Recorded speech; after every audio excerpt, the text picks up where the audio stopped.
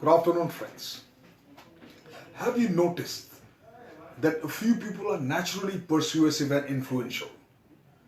The rest of us have to work to become persuasive and influential. Think about all the about those extremely successful people you know.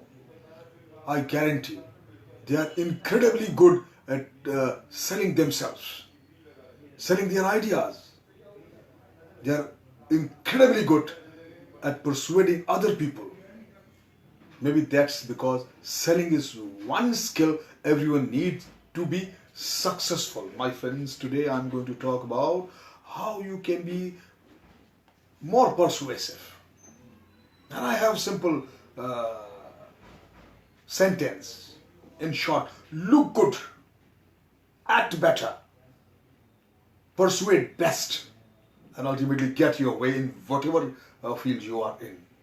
By being persuasive, my friend, means you don't have to manipulate or pressure other people. At the best, persuasion is the ability to effectively describe the benefits and logics of an idea to gain agreement. And that matters. We all need to move convincing to persuade others.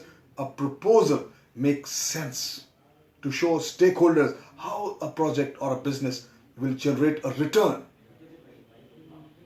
to help employees understand the benefits of a new processes, new procedures. And that's why the art of persuasion is critical in any career or any business. And why successful people are extremely good at persuading others.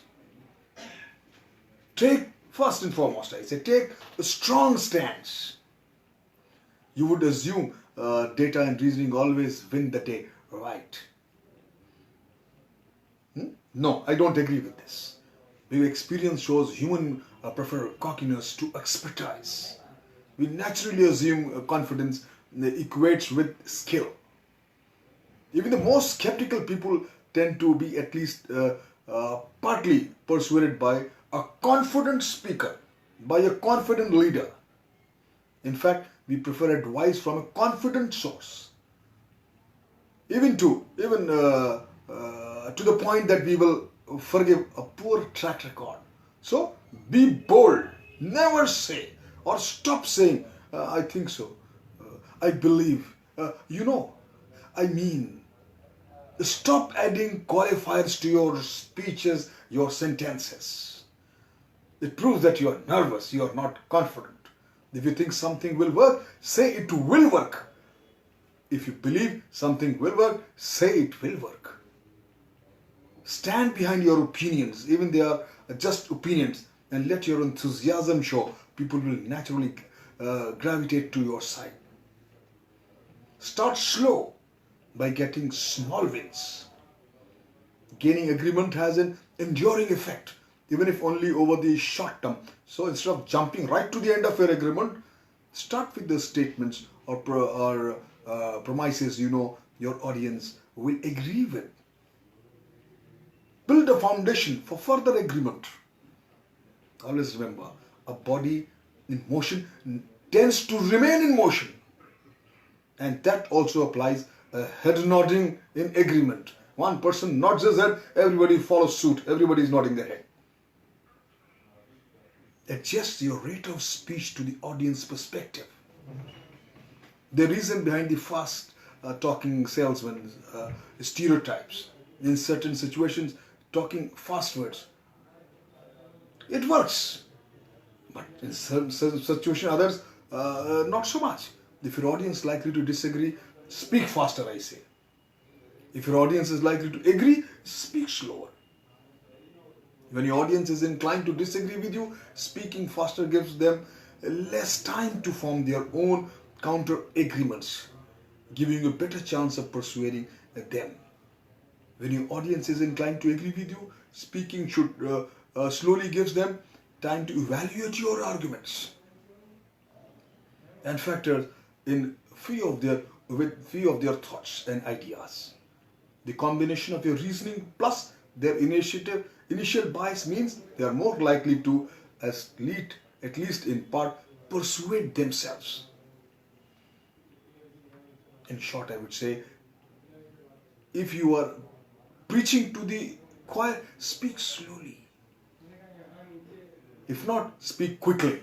And if your audience is neutral or apathetic, speak quickly so you'll be less likely to lose their attention. And never I say, don't be afraid to be moderately unprofessional. Take swearing. Cursing for no reason is just cursing. But say your team needs to pull together freaking now. Tossing in an occasional and heartfelt curse over word can actually help insult a sense of urgency, because it shows you care. And of course, it never hurts when a leader lets a little frustration or anger. It shows too. Take into account how your audience most prefers to process information. Understand that. So, try different approaches. If one doesn't work, try other one. It's important. Share both. Whenever you're talking convincing, share both positive and negative opinions or the information. Sharing an opposing viewpoint or two is more persuasive than sticking to your